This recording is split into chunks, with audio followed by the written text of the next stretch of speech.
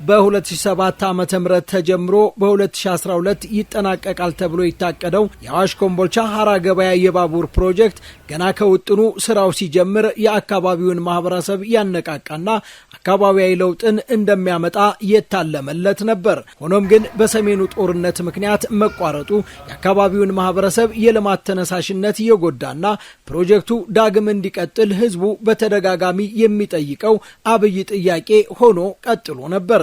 ይህንንም የአካባቢው አመራሮች እንዲህ ሲሉ ያነሳሉ። ለደቡብ ወሎ ህዝብም ለአካባቢው ማህበረሰብም በተለይ ደግሞ ለቀጠናው ትልቅ ብስራት ነው። ምክንያቱም ማህበረሰቡ ጥያቄ ነበረው። ይሄ ባቡር መስመር እንዲጀምር እንዲሰራ ከፍተኛ ጥያቄ ነበረው። እሱም የክልል መንግስታችንም እንደገና የአካባቢው አስተዳደሮችም በየደረጃው ጥያቄዎችን ስናቀርብ ነው የቆየ ነው። ይህ ፕሮጀክት ለሰሜን ወሎ ህዝብና አጠቃላይ ለክልላችንና ለሀገራችን ትልቅ ፋይዳ ያለው ፕሮጀክት ነው የነበረው።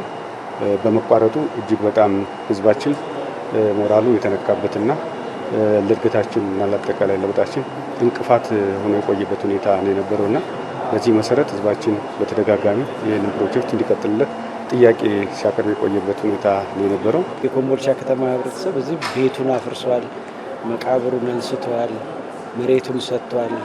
ምንም እዚህ ከህዝብ የሚጠበቀውን ሁሉ መስዋዕትነት ከፍሎ ነበር ይሄ ስራ የተሰራው። ስራ እንደሚጀምር እርግጠኛ ሆኖ እየጠበቀ ባለው ሁኔታ ያ ጉዳት ደረሰበት። ከዛ በኋላም ያው እስካሁን ሳይጀምር ስለቆየ በጣም ህብረተሰቡ አዝኖ ነበረ። ፕሮጀክቱ በሚደርስባቸው አካባቢዎች ሁሉ ኢኮኖሚያዊ አስተዋጽኦ ጉልህ ነው የሚሉት አመራሮቹ ከስራ ፈጠራ እስከ ከተማ ልማት እድገት ድረስ አዎንታዊ ዕድል ያለው በመሆኑ ዳግም ወደ ስራ እንዲመለስ መደረጉ የህዝብን ጥያቄ የመለሰ ጭምር ነው። እናም ለፍጻሜው እንተባበራለን ሲሉም ተደምጠዋል። እንግዲህ ልማት እዚህ አካባቢ ላይ ሲጀምር ማህበረሰባችን በጣም ከፍተኛ ደስታ ነበረው። በጣም ብዙ ነገሮችን የሚያቃልል የትራንስፖርት ዘርፍ ስለሆነ በተለይ የኢኮኖሚ እንቅስቃሴያችንን በማሳደግ ረገድ የህዝብ ሞቢላይዜሽንን እንደዚሁ በከፍተኛ ሁኔታ በማሳለጥ ረገድ ትልቅ ፋይዳ ያለው ነው። በፕሮጀክቱ ዙሪያ ላይ የሚገኙ ማንኛውንም ተሳትፎ በማድረግ ፕሮጀክቱን በመጠበቅ በመንከባከብ እና በአጠቃላይ በስራ ሂደቱ ላይ የተሰማሩ ባለሙያዎችን እና አመራሮችን ጋር በትብብርና በቅንጅት እንሰራ። አሁን ግን የፌዴራል መንግስት የክልል መንግስት በጉዳዩ ተደጋጋሚ መክረው ውይይት አድርገው ይሄ የደረሰበትን ጉዳት ጠግኖ ስራ ለማስጀመር ዛሬ ስለመጡ በጣም ደስታ ነው በህብረተሰቡ እየተሰማ ያለው። አዋሽ ኮምቦልቻ ሐራ ገበያ የባቡር መንገድ ፕሮጀክት የግንባታው መቋረጥ በኢኮኖሚ ብቻ ሳይሆን የተሻለ የትራንስፖርትና የንግድ አማራጭ በጉጉት ይጠብቅ በነበረው ህዝብ ላይ የቁጭት ስሜት ፈጥሮ ነበር። ማህበረሰቡ ይህንን ወሳኝ የልማት መስመር እንዲቀጥል በተለያየ መልኩ ድምጹን ሲያሰማና ጥያቄም ሲያነሳ ቆይቷል። ዛሬ ላይ ግን ጥያቄው ምላሽ አግኝቶ የፌዴራል መንግስት የነበረውን ዘርፈ ብዙ ችግሮች በመፍታት ዳግም ስራው እንዲጀምር አድርጎታል። ኮምቦልቻ ሐራ ገበያ የባቡር መንገድ ሰሜኑን ኢትዮጵያና መካከለኛውን ኢትዮጵያ የሚያገናኝ የፕሮጀክት ነው። ይህ ፕሮጀክት በተለይ ለዚህኛው ቀጠና ከፍተኛ ምርትንም አገልግሎትን በማጓጓዝ በተለይ ደግሞ ሰሜኑንና መካከለኛውን ኢትዮጵያ ከጅቡቲ ኮሪደር ጋር በማስተሳሰር ትልቅ ሚና ይኖረዋል ተብሎ በመንግስት ታስቦ የተጀመረ ፕሮጀክት ነበረ።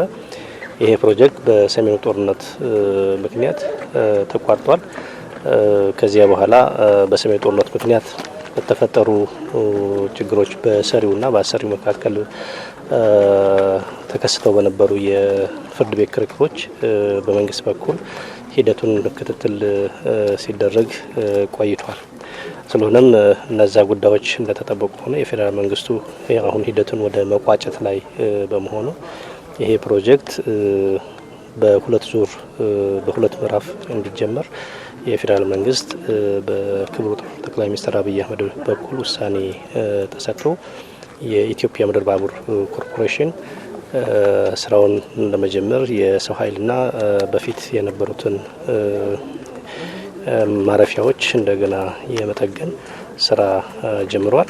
ፕሮጀክቱ አሁን ላይ በታቀደው ጊዜ መሰረት እንዲጠናቀቅ የክልሉ መንግስትም አስፈላጊውን ድጋፍ እንደሚያደርግ ነው የተነገረው። እስከዛሬ እንደምናደርገው ፕሮጀክቱ ቆሞ በነበረበት ሰዓት የጥበቃውን ስራ ከምድር ባቡር ኮርፖሬሽን ጋር ተነጋግረን ስናስጠብቅ ኖሯል። ይህንን በቀጣይም እናስቀጥላለን። ስራውን ለማስቀጠል የሚያስፈልግ የግብአት አቅርቦቶችን እንዳይስተጓጎሉ አቅርቦት በጸጥታ ምክንያት እንዳይስተጓጎሉ ተገቢውን ጥበቃና ድጋፍ የክልሉ መንግስት ያደርጋል። በመጀመሩ በጣም ደስተኞች። አሁን ላይ የሚሰራው የጥገናና መልሶ ማቋቋም ስራ በአራት ክፍል የሚሰራ ሲሆን የሰራተኞች ዳግም መመለስና ምልመላም እየተካሄደ ይገኛል። በዚህም ይህንን የመጀመሪያው ምዕራፍ ጥገናና መልሶ ማቋቋም ስራ ላይ የምንከተለው በአራት እንከፋፈለዋለን። 270 ኪሎ ሜትሩን አንደኛው ቲም ከአዋሽ ይነሳል፣ ከ00 ወደ ላይ ይመጣል ማለት ነው። ሁለት ቲም ዲፕሎይ የምናደርገው ሸዋሮቢት ላይ ነው። አንዱ ቲም ወደ አዋሽ የሚቀጥል ሲሆን አንደኛው ቲም ደግሞ ወደ ኮምቦልቻ መስመር ይመጣል። ሌላኛው ቲም ደግሞ ኮምቦልቻ እዚህ ያለንበት ሪዛይድ አድርጎ ወደ ታች የሚሆን ይሆናል ማለት ነው። እነኚህ በየኪሎ ሜትሩ ያላቸውን ስራዎች እየሰሩ እየተገናኙ በአጭር ጊዜ ስራውን ለመጨረስ በዚህ ያቀደናል። እንደ ኢትዮጵያ ምድር ባቡር ኮርፖሬሽን ፕሮጀክቱን በ2 ዓመት ውስጥ ለማጠናቀቅም እቅድ ተይዞ ወደ ስራ ተገብቷል። የሚጠናቀቅበት እኛ አሁን የተለያዩ ምክንያቶች ወደ ኋላ ማያስቀሩን ከሆነ ያለውን ነባራዊ ሁኔታ ሁላችንም እናውቃለን። የማይዙን ከሆነ እስከ 2 ዓመት ባለ ጊዜ ውስጥ ሙሉ በሙሉ አጠናቀን ይሄን የመጀመሪያው ምዕራፉን ተግባራዊ እናደርጋለን የሚል እቅድ አለ።